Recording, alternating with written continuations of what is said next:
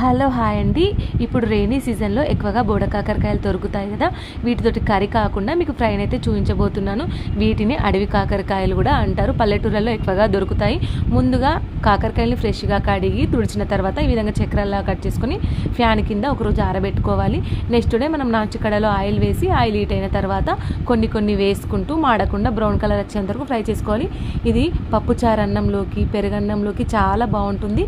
మనం కర్రీ చేసుకుంటే ఒక రోజులో అయిపోతుంది, కానీ ఇలా మనం ఫ్రై చేసుకుంటే ఒక 15 days 20 days వరకు అయితే నిల్వ ఉంటాయి. చాలా బాగుంటాయి.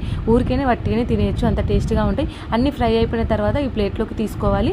ఇప్పుడు మనం చేతితోటి విరిస్తే అలా విరిగిపోవాలి. ఇప్పుడు అన్ని ప్లేట్లోకి తీసుకున్న తర్వాత కొద్దిగా చిల్లీ పౌడరు, సాల్ట్, 1 స్పూన్ నువ్వుల పొడి, ఇంతకుముందు వేయించిన కరివేపాకు మొత్తం వేసేసి బాగా మిక్స్ అయ్యేంత వరకు కలుపుకోవాలి. అంతేనండి, ఎంతో టేస్టీగా క్రిస్పీగా బోడ కాకరకాయ ఫ్రై రెడీ. మీరు తప్పక ట్రై చేయండి. బాక్స్లో అయితే స్టోర్ చేసుకోవచ్చు, అసలే పాడవదు.